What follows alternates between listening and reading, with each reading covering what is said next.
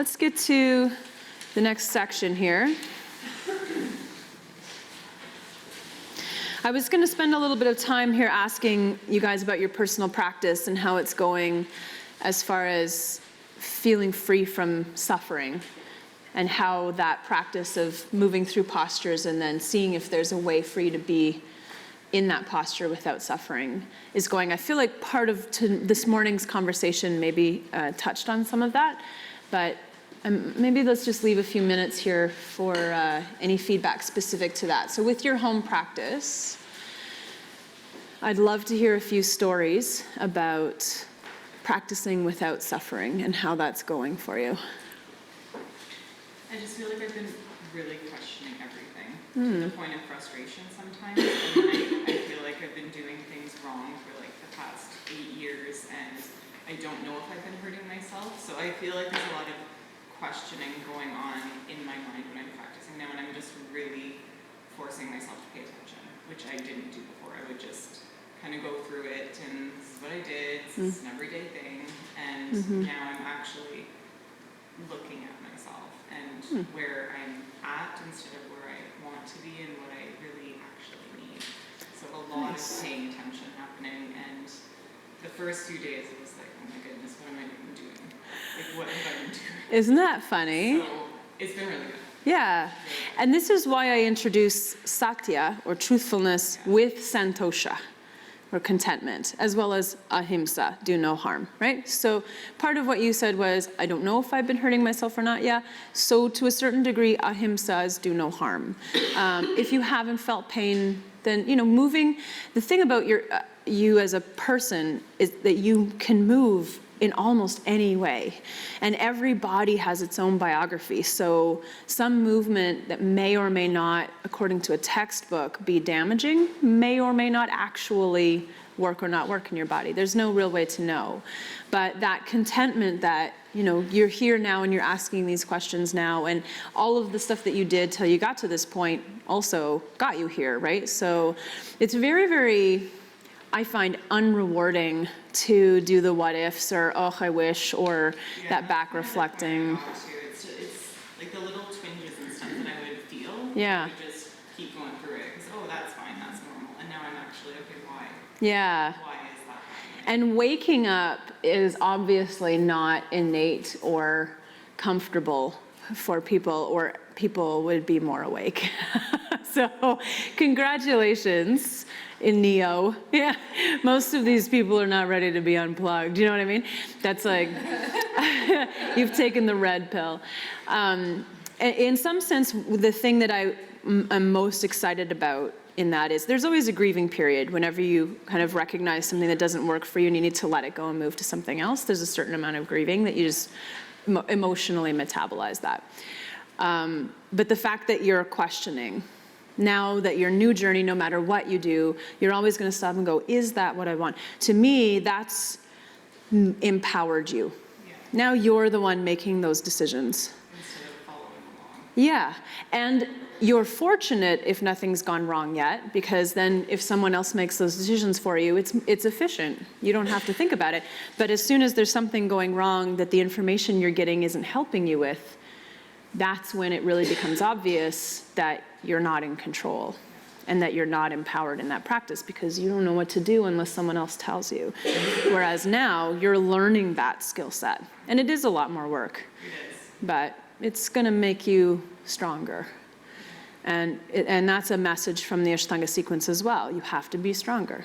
You have to be stronger. And they intended a little bit more with, in order to achieve these postures. But as well, I think the really wise amongst the teachers in Ashtanga really mean that too. You have to be stronger, evolve a little bit. Makes sense. Yeah, awesome. Oh, you looked like you were just about to, no, okay. Let's see if anybody who hasn't spoken yet wants to share. There she is, yay! Okay, so I've been taking it slow. Surya beat, I like that. I keep doing that. Yeah. Keep perfecting that flow. Beautiful. I don't know why I was doing it. Just to look good, I think. Okay. I think I learned to, let go of looking perfect in my flow. Amazing. taking it slow. I'm not ready for it. Just be truthful. Amazing. That is such an empowering moment. If you think about what you're really practicing on the mat when you're trying to look like something that's been externally presented to you, like what is that action? That someone has dictated how you should look, and you're actually physically dedicating your time and energy to physically exert yourself to try to look like something someone else said you should look like. That sounds to me like the antithesis of what a yoga practice should be about. How incredible that now you are figuring out here in a really tangible way to go, I don't really care what it looks like. I care how I feel within it, and if it's doing something for me and it's helping me reach my goals. Beautiful. Yay. If I were a crier. Sometimes I wish I were more of a crier. It does move me really deeply when you guys have these ahas, though. This is the stuff that matters. At some point, we all go back to dust. Who cares if you could do a headstand?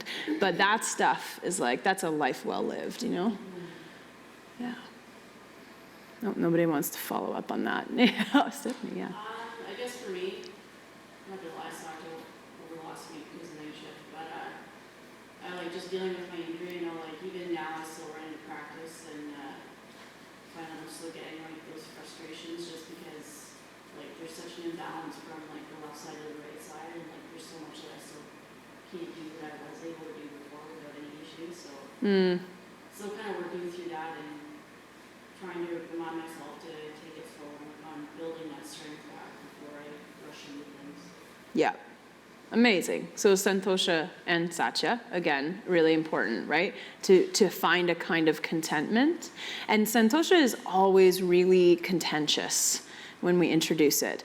Contentment is very different from complacency, right? Contentment is that willingness to stop arguing with reality. To just be like, okay, this is where I am right now. And to operate with it, to engage within it. That practice of like, this is crap, it's supposed to be, is a way of avoiding just really getting in there and engaging with it. There's very few people who get to where you're at, where you're saying, okay, I'm gonna get it, and it's gonna be messy. I mean, I hear you, that was me with this injury too, where a lot of my capacity just was gone in one moment. And that was my career too, right? So it was like not only a frustration that my body wasn't able to do the stuff that it used to be able to do, but a fear of like, I'm gonna have to get a day job now, you know, and have to give up all of the things that I've dedicated so much of my time to build, potentially.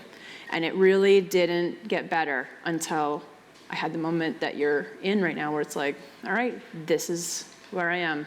And I just have to do what I can do right now. And little by little. That's how you row yourself back to shore. Definitely would find that too, so just being on a production line, my job is very active. And like there's like, I just physically can't do certain jobs, and like, just like you said, if you rush into things, like it's not making it better, it's actually making it worse, and you'll be able to do less in the long run. Yeah. Yep. It's just kind of telling yourself to be patient in the meantime. Yeah. Yeah. And it's a hard one, but good for you for getting in there and doing it. Yeah, cool, yeah. I find home practice so much more difficult than going to a studio, and I'm just kind of discovering that more so like with having homework and having to actually like be at home and do it. Because I have a tiny room that I have to practice in, I have roommates all around, like I get so distracted, and like I hear a noise, I'm like, oh, I have to check on that. Oh, I have like something in the oven, like there's just like so many little things around you. Yeah.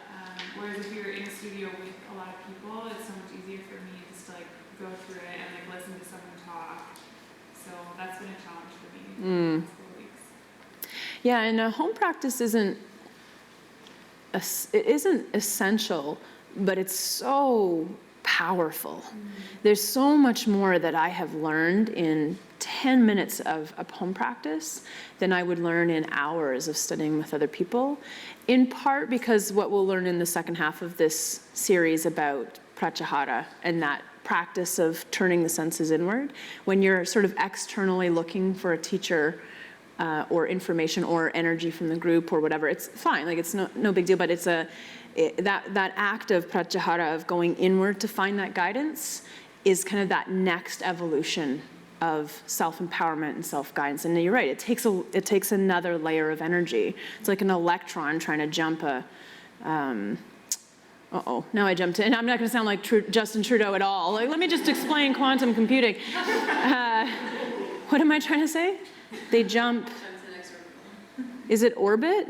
Is that what they're called? Oh, isn't that funny? Anyway, like, to my defense, it's probably almost 20 years since I tried to explain an electron, but whatever, it's that, right? It's like there's a packet of energy required. It's not a sort of I'll go halfway there. It's like you kind of have to do it or not. And it takes that packet of energy to do it. So very impressive, you guys. Even if all you're doing in your home practice is what I say invoke the 15-40 rule.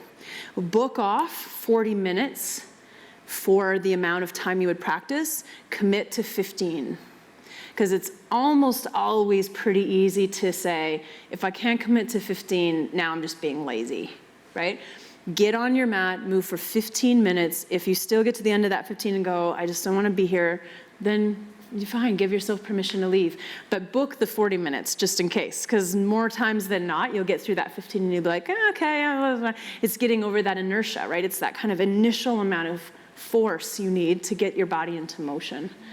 Yeah, and it is a harder practice, but it's a deeply rewarding practice. And what you'll find, the longer you do a personal practice, the more efficient it becomes. I rarely feel like I need 90 minutes of movement, but I had years and years where that was what got me. Like, it wasn't until the end of that 90 minutes that I really felt finished. And now sometimes I'll do 5 or 10 minutes and I'll have that sense of I got what I came here for. Sometimes it's still 40, 50 an hour or longer, but oftentimes it's not. And it just doesn't feel like it needs to be. Yeah. It's interesting because I used to practice at the studios and now I don't go anymore. I don't like them. Oh. Because I just find that I concentrate on other people. I don't concentrate on myself. Oh. I'm focusing on their breathing. I'm looking at their poses, and I did it for years. Yeah. And years and years and years. And that's what kind of took my practice to where I shouldn't really be attempting crow, or I shouldn't be doing wheel, and I was really hurting my wrists in wheel. And Right. then, like, I taught the kids yoga there, and they were awesome because they're just all over the place and they just do whatever. And then I started a home practice because I moved further away from the studio. I'm like, oh, I don't get to practice for free there anymore because I don't teach there anymore. Yeah. So I started a home practice and I hated it at the beginning, but now it's all I do because I can focus on myself. And I just found myself so distracted and wanting to copy everyone else's poses. What an interesting challenge for you to have to do these log sheets. Yeah, That's thanks the for part that. I'm struggling with. Oh, but what an interesting opportunity for you to return back to that space, right? It's a different feel, Yeah, for sure, and the energy's very different, and that's been my challenge so far. yeah. That's gonna be super cool for you over the next Yeah. couple of months, for sure. Yeah, so cool. All right. I'm sure everyone's having your own challenges and hopefully ahas. Hopefully things are starting to move in the right direction. Always just keep committed to yourself. I used to prescribe a certain amount of practice for this, X number of minutes a day, X number of hours per week, so on and so forth. You need this minimum. If you're going to be a teacher, you need to be conditioned to this particular minimum. And I think I'm just not interested in telling you what to do anymore.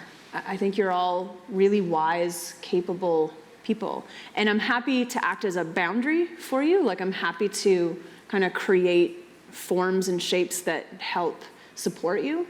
But you really know, And if you create the space for yourself, like I say, that 15-40 practice is a great initial intro. If you're struggling with your home practice, start with that, just 15 minutes. Or 10:30, make it 10:30, I don't care, but make it a certain little commitment that to me, what I've learned is the most intensive part of overcoming inertia is getting to the top of that mat. Once you're here, what you do from there on is almost always better, like easier and okay. And sometimes not, and that's fine too, but hopefully it's not a drag quite yet. Woo, you're like, oh my God, I did this teacher training all the way to December. Hopefully you're finding that it's creating good ahas and good change for your life.